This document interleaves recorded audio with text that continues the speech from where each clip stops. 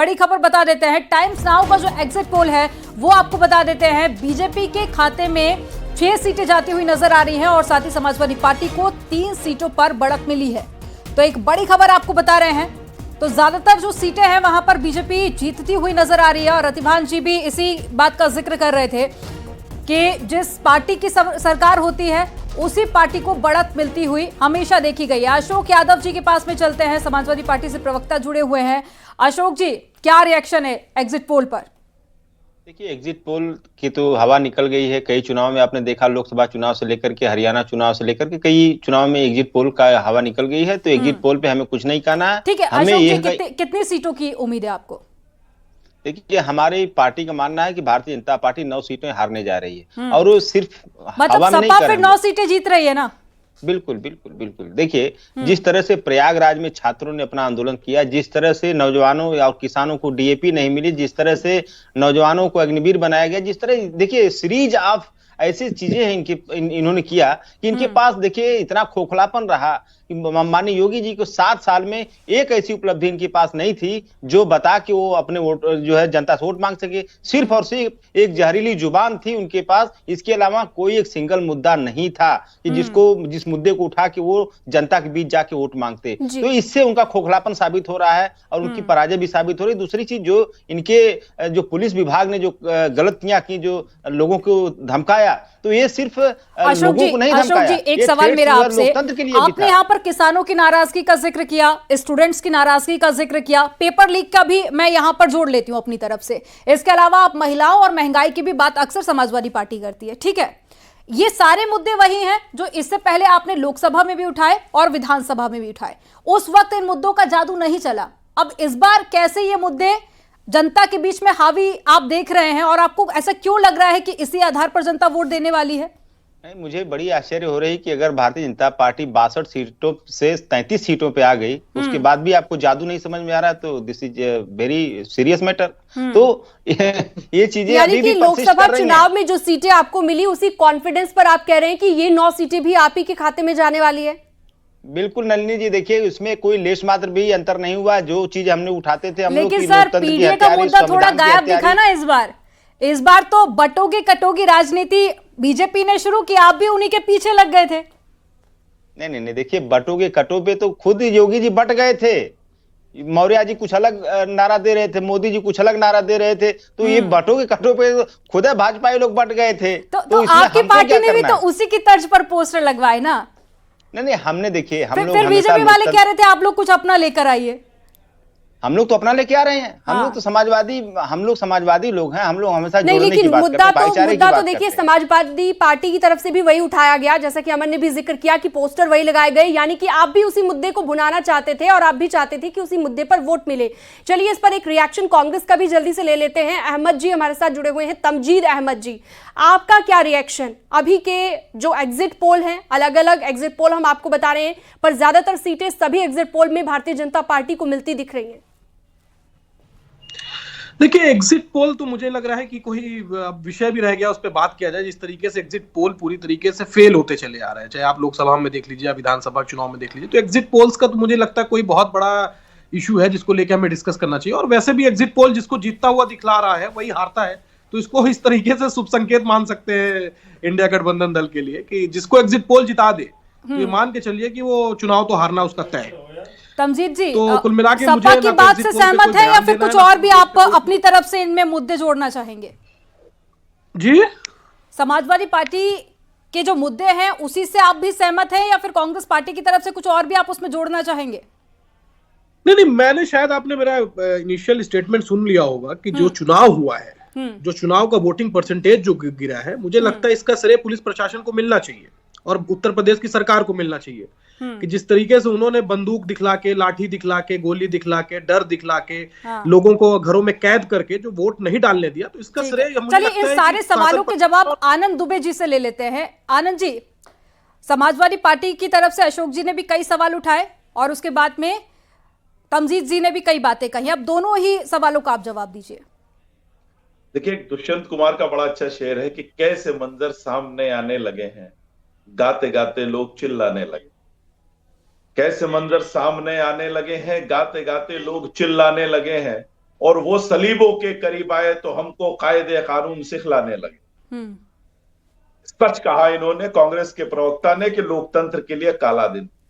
बिल्कुल पहली बार ऐसा हुआ है कि सिर्फ वोट देने पर एक दलित बेटी की हत्या कर दी गई, पुलिस वालों पर पथराव करवाया गया, फर्जी वोटिंग कराने की कोशिश की गई। इस तरह की चीजें लोकतंत्र में जल्दी देखी नहीं जाती।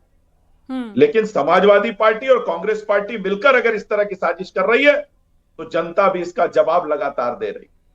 अब इन्होंने हमसे कहा कि 7 साल में योगी जी के पास बताने के लिए कुछ नहीं। अच्छा, अखिलेश जी के पास बताने के लिए बहुत कुछ था, इसीलिए 17 में हार गए। उससे ज्यादा बताने के लिए हुआ तो 22 हार गए, उससे ज्यादा बताने के लिए हुआ तो उसके पहले 19 हार गए। लेकिन सर, समाजवादी पार्टी तो बार बार लोकसभा के रिजल्ट का जिक्र कर रही है ना। उसका कहना है कि 2014 के बाद में 2019 और फिर 2024, यानी कि बीजेपी का ग्राफ उत्तर प्रदेश में कम ही हुआ है। नहीं, देखिए मैं आपको बता रहा हूं, 2022 के चुनाव में लंबे समय बाद उत्तर प्रदेश में कोई सरकार दोबारा रिपीट हुई। इसका मतलब है कि उत्तर प्रदेश में हमने विकास का कार्य किया, तभी माननीय मुख्यमंत्री जी के चेहरे पर उत्तर प्रदेश की जनता ने मोहर लगाई। मानते हैं कि 2024 के चुनाव में जनता को बरगलाकर खटाखट फटाफट 1-1 लाख रुपया का झांसा देकर, फॉर्म भरवा के, झूठी सच्ची बातें बता के इन्होंने कुछ कामयाबी हासिल कर ली। लेकिन आप देखिए हरियाणा में धूल धूसरित हो गए। और कम से कम अशोक यादव जी से कहिए कि मुझे आज बधाई तो दे दे, एग्जिट पोल पे झूठी सही बधाई दे दे। अच्छा, बीजेपी को 6 सीटों की उम्मीद है, 7 की, या फिर लग रहा है कि पूरी की पूरी बीजेपी के खाते में आने वाली है? आपने अभी झारखंड का भी दिखाया और महाराष्ट्र का भी नीचे आपके चल रहा था, मैं पढ़ रहा था। हाँ। वहां भी हम ही जीत रहे।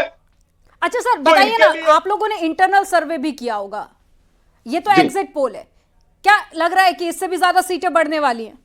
समाजवादी पार्टी सभी 9 की 9 सीटें हारने जा रही है। और बीजेपी कितनी जीतने जा रही है? बीजेपी 9 की 9 जीतेगी, सपा 9 की 9 हारेगी। इसमें कहीं कोई कंफ्यूजन नहीं है। तो पूरी तरह से कॉन्फिडेंट है यहाँ पर भारतीय जनता पार्टी की 9 सीटें जीतेगी। लेकिन ज्यादातर जो एग्जिट पोल है उसके नतीजे यही कह रहे हैं चेहरा जो है कि यहाँ पर, मैं चाहता हूं कि 23 तारीख को भी मेरे सामने रहे। ये इतने अच्छे लगते हैं मुस्कुराते हुए कि मैं क्या बताऊं, और 23 को भी ऐसे ही मुस्कुराएंगे, मुझे उम्मीद है। चलिए लौटेंगे हम आपके पास, चर्चा लगातार ऐसी जारी रहेगी। उत्तराखंड की भी बात कर लेते हैं। केदारनाथ से संदीप प्रसाद हमारे साथ जुड़ गए हैं, हमारे सहयोगी इस वक्त लाइव। संदीप, आज पूरा दिन आपने रिपोर्टिंग की, आपने देखा कौन कौन से मुद्दे जनता के बीच हावी रहे, लेकिन कई बार वोटिंग परसेंटेज बता देता है कि किस तरफ हवा है। आज का वोटिंग परसेंटेज क्या कहता है और यहाँ पर कौन कौन से चुनावी मुद्दे हावी नजर आए? जी बिल्कुल, आपको बता दें क्योंकि आज जो केदारनाथ उपचुनाव का आज मतदान का दिन था और 56.78% मतदान केदारनाथ उपचुनाव में हुआ है। तो कहीं ना कहीं जो उम्मीद थी कि चुनाव में इस बार मतदान ज़्यादा होगा, लेकिन उतना उत्साह मतदाताओं में नहीं देखने को मिला। लेकिन हालांकि सुबह जो 8 बजे का समय था और 8 बजे से 9 बजे के बीच अच्छा वहाँ पे मतदान हुआ है प्रत्येक पोलिंग बूथ पे, और काफ़ी संख्या में वहाँ पे मतदाता पोलिंग के लिए आए। लेकिन उसके बाद जब 11 बजे बाद और उसके बाद 5 बजे तक का जो समय था उसमें इतना फास्ट मतदान नहीं हो पाया, कम उत्साह वहाँ मतदाताओं को देखने को मिला। और रही बात मुद्दे के, तो केदारनाथ विधानसभा में 2-3 अहम मुद्दे हैं। जैसे केदारनाथ यात्रा की बात करें तो वहाँ पे केदार घाटी के तमाम परिवार हैं जो केदारनाथ यात्रा से रोजगार से जुड़े हुए हैं, तो उसको लेकर भी लोगों में कई बार नाराजगी है कि यात्रा को लेकर कई बार दिक्कतें सामने आई हैं। और जो आपदा आई बीच में 31 जुलाई को, उसको लेकर भी लोगों में था कि जो रास्ते हैं उनको जल्द नहीं बन पाए थे वो रास्ते। लेकिन कहीं ना कहीं उसके बाद बीजेपी ने काफ़ी वहाँ पे कमबैक किया, मुख्यमंत्री ने तमाम घोषणाएं की और उसके बाद काफ़ी देखने को मिला कि वहाँ पे बीजेपी कमबैक हुई है। इसके साथ ही मैं आपको बता दूं कि वहाँ पे जो मुद्दे हैं महिलाओं के, हम भी गाँव में रिपोर्टिंग के लिए गए तो कई गाँव में महिलाओं का ये भी कहना था कि रोजगार, क्योंकि उनके बच्चे हैं उनको रोजगार नहीं मिल पा रहा है, बेरोजगार हैं घरों में, तो ये भी एक अहम मुद्दा था। इसके साथ ही जो, क्योंकि वो केदार घाटी और केदारनाथ विधानसभा पूरा पहाड़ी क्षेत्र है और वहाँ लोगों को कृषि पे ज्यादा, बागवानी कृषि पे ज्यादा निर्भर रहते हैं। लोगों का ये भी कहना था कि गांव में जो जंगली जानवर, बिल्कुल केदारनाथ के अपने मुद्दे हैं, लेकिन दोनों ही पार्टियां यहाँ पर जिक्र कर रही हैं, जीत का दावा भी कर रही है, लेकिन अब कौन सी पार्टी को जीत मिलने वाली इसके लिए थोड़ा सा इंतजार करना होगा। चलिए आनंद दुबे जी के पास में चलते हैं। आनंद जी, सपा भी कह रही है कि 9 की 9 सीटें जीतने जा रही है, आप भी कह रहे हैं कि 9 की 9 सीटों पर हम जीत दर्ज कर रहे हैं। विकास के मुद्दे इस बार आपकी टैगलाइन में कहीं नजर नहीं आए, फिर क्या लग रहा है, क्या आधार रहने वाला है जीत का? देखिए, विकास की बातें तो हमारे जितने नेता विधानसभाओं में लगाए गए थे, हमारे कार्यकर्ता, हमारे उम्मीदवार लगातार जनता से कर रहे थे। हम संवाद कर रहे थे, समाजवादी पार्टी विवाद कर रही थी। यही अंतर हमारे में, हम संवाद में विश्वास रखते हैं। योगी आदित्यनाथ जी ने एक नारा दिया, पूरी समाजवादी पार्टी, पूरी कांग्रेस पार्टी उसके पीछे पीछे घूम रही थी, रोज नए नए नारे बदल रहे थे। नहीं आनंद इनको जी, नारे का सवाल काट तो नहीं फिर मिल रहा पूछा था। जाएगा ना कि कल तक जो भारतीय जनता पार्टी सबका साथ सबका विकास, एक रहेंगे, सेफ रहेंगे, वो फिर नारा देने लगे कि बटोगे तो कटोगे। अगर इस तरह की बात होती है तो फिर सवाल पूछे जाएंगे और ये वाजिब भी है। नहीं, देखिए, बटोगे कटोगे में क्या बुराई भाई? आपको समाज को तोड़ने वाली ताकतें बांट ना पाए और बांटने के बाद आपके हिस्से का माल काट ना पाए, इसीलिए योगी जी ने सतर्क किया। माननीय मुख्यमंत्री अखिलेश जी का यादव जो की तरफ चेहरा से ये है, कहा गया कि ये बहुत नेगेटिविटी लगती है इसको सुनकर, यानी कि देखिए, आप जो मैसेज देना चाह रहे थे उनको आप अच्छे शब्दों में भी कह सकते थे, जैसे कि प्रधानमंत्री ने भी कहा कि एक रहेंगे तो सेफ रहेंगे, वो सुनकर कुछ अजीब नहीं लगा? देखिए, अखिलेश जी खुद ही नकारात्मकता से घिरे हुए हैं, इसलिए उनको हर चीज नकारात्मक लगती है। उत्तर प्रदेश की जनता योगी आदित्यनाथ जी के वचनों पर, बातों पर विश्वास करती है। लेकिन आनंद जी, विकास का मुद्दा तो गायब हो गया ना चुनाव से, और इसी बात को लेकर समाजवादी पार्टी घेर रही है। झूठ को इनकार करती है, नकार देती है। अशीनम, इस पर जवाब ले लेते हैं अशोक यादव जी का। अशोक जी, जवाब दीजिए। देखिए, मैं बताऊं आपको, जो पृष्ठभूमि माननीय योगी जी की रही है, उस पृष्ठभूमि से अगर आप किसी अच्छे शब्दों का, अच्छे नारों का अगर उम्मीद कर सकती हैं, मुझे लगता है ये उम्मीद भी बेमानी है आप लोगों के लिए, पूरे प्रदेश के लिए। उनकी पृष्ठभूमि वही रही है, मारने काटने, और क्या क्या उनका उठा के देख लिए क्या क्या उनके जो रिकॉर्ड में है, जो एफिडेविट उन्होंने दिया है। खैर, वो बात अलग है। अभी आनंद भाई ने कहा कि हमको बधाई दे दीजिए, तो अभी कांग्रेस के साथी ने कहा कि जो ट्रेंड चल रहा है इधर, वो ट्रेंड के हिसाब से तो जो जीतता है वो हार जाता है, तो कम से कम हमको बधाई इनको देना चाहिए, क्योंकि एग्जिट पोल में तो ये जीत रहे हैं, तो इसका मतलब चलिए ये हार रहे हैं। और तीसरी चीज इन्होंने जो आपने कहा ना कि आप कर रहे हैं, आप जीत रहे हैं, हम कर रहे हैं, हम जीत रहे हैं, लेकिन आप लोकसभा का ट्रेंड उठा के देख लीजिए।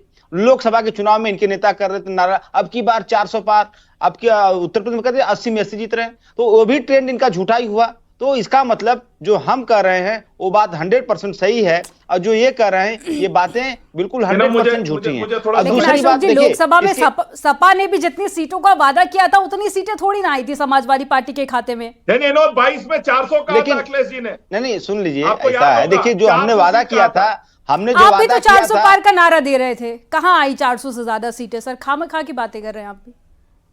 नहीं, किससे पूछ रही है सवाल? हमसे पूछ रही है? मैं उनको जवाब दे रही हूँ, सवाल मेरा आप ही से है सर, कि जितनी समाजवादी पार्टी ने सीटों की बात कही थी उतनी नहीं आई थी लोकसभा में भी। देखिए, मैं शीनम जी ये कहना चाहता हूं, जो स्थिति थी, जो आपने कल आपके चैनल पे एक डिबेट हुई थी, और जो चुनाव आयोग को हम लोगों ने लेटर लिखा था, इसका मैं संज्ञान लेके आपको बताना चाहूंगा कि जो लेटर हमने लिखा था, इसको पूरी सभी लोगों ने एक निगेटिव बात चलाया कि समाजवादी पार्टी ये लेटर लिख रही चुनाव आयोग की आईडी चेक न करे पुलिस वाले, लेकिन चुनाव आयोग को हम लोगों ने संतुष्ट किया, चुनाव आयोग हमारी मांग से संतुष्ट हुआ, और वही बात हुई, जिस चीज की शंका थी हम लोगों को, वही शंका हमारी आज सही साबित हुई, जो कि चुनाव आयोग के एकदम सटीक जो उसका गाइडलाइन थी, उस गाइडलाइन को वायलेट करते हुए नजर आई योगी सरकार की पुलिस। वो पुलिस वाले क्यों आईडी चेक कर रहे थे? चुनाव आयोग की गाइडलाइन को भी ये लोग नहीं फॉलो कर रहे हैं, तो ये सबसे बड़े लोकतंत्र की दुश्मन सारे सवालों का जवाब मैं ले लूंगी, योगी सरकार है। सर, आनंद जी वैसे भी कुछ बोलना चाह रहे हैं, मैं आपकी बातों का जवाब लूंगी, लेकिन आप मुझे बहुत संक्षिप्त में बताइए कि वो कौन कौन से मुद्दे हैं जिस पर जनता ने वोट डाले हैं, जिस पर समाजवादी पार्टी जीतने जा रही है। सबसे बड़ा मुद्दा है इस देश का, इस प्रदेश का जो छात्र और नौजवान, हर प्रदेश और हर देश के जो बैकबोन होते हैं, उस देश के प्रदेश के छात्र और नौजवान होते हैं, उस बैकबोन के उन्होंने तोड़ने का काम किया है। लगातार सीरीज ऑफ पेपर लीक्स, लगातार उनके नौकरियों पे ग्रहण, लगातार उनके ऊपर इस तरह से अन्याय। आप आरओ की भर्तियां देख लीजिए 2020-21 में, हर 5वां व्यक्ति इनके रिश्तेदार। तो जो नौजवानों का मुद्दा था, किसानों का मुद्दा था, महंगाई, बेरोजगारी, अपराध, एनसीआरबी के डेटा में क्राइम अगेंस्ट वेमेन नंबर 1, तो ये सारे मुद्दे हैं और इन मुद्दों के आधार पे इसके अलावा जो सबसे बड़ा मुद्दा है, अपराध की भी आपने बात की, कानून व्यवस्था की हम बात करें तो लॉ एंड ऑर्डर की स्थिति उत्तर प्रदेश में पहले से काफी बेहतर हुई है और ये बात आप भी मानते हैं, आंकड़े भी बताते हैं।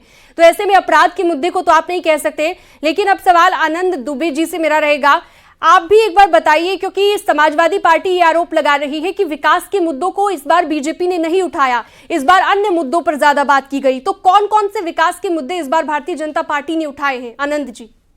देखिए, उत्तर प्रदेश में जब समाजवादी पार्टी की सरकार थी, बेरोजगारी दर 17.4 थी, आज वो 4% से नीचे। उत्तर प्रदेश के जो जीडीपी थे वो 12 लाख करोड़ थे। आप ये 17% का आंकड़ा बता रहे हैं, ये कोविड के दौरान की बात है, ये कोविड के वक्त में ये जो रिपोर्ट है ये सामने आई थी। 12 से लेकर 17 के बीच में ही इनका आंकड़ा रहा है। और लेकिन जो सबसे ज्यादा बेरोजगारी दर बढ़ी थी, जिसको लेकर एनसीआरबी ने भी रिपोर्ट पब्लिक की थी, वो आंकड़ा कोविड के वक्त का था। ठीक है सर, आप अपनी बात पूरी कीजिए। एनसीआरबी ने बेरोजगारी का आंकड़ा नहीं प्रस्तुत किया था। दूसरी चीज, मैं एक चीज बताना चाहूंगा कि उत्तर प्रदेश में योगी आदित्यनाथ जी ने जिस तरह का सुशासन पेश किया है, इसकी पूरी देश और दुनिया में तारीफ हो रही है। अखिलेश यादव जी ने जिस तरह से उत्तर प्रदेश को बदहाल किया था, उसकी भी चर्चा होती है। और योगी जी के लिए कहता हूं कि तेजस्वी सम्मान खोजते नहीं, गोत्र बतलाकर पाते हैं जग में प्रशस्ति अपना कर्तव्य दिखलाकर। तो उन्होंने जनता का दिल जीता है, जनता का विश्वास जीता है, इसलिए जनता उनको वोट कर रही है, इसलिए जनता भाजपा को आशीर्वाद दे रही है। और दूसरी तरफ देख लीजिए, पार्टी भी पिता द्वारा मिली, सत्ता भी पिता द्वारा मिली, न पार्टी संभाल पाए न सरकार संभाल पाए, उत्तर प्रदेश को और बदहाल कर गए। तो ऐसे लोगों पे जनता कैसे? ठीक है, बहुत शुक्रिया आपका चर्चा में जुड़ने के लिए। हमारे साथ समाजवादी पार्टी के प्रवक्ता भी जुड़े हुए थे, आपका भी बहुत शुक्रिया न्यूज़ 18 के साथ जुड़ने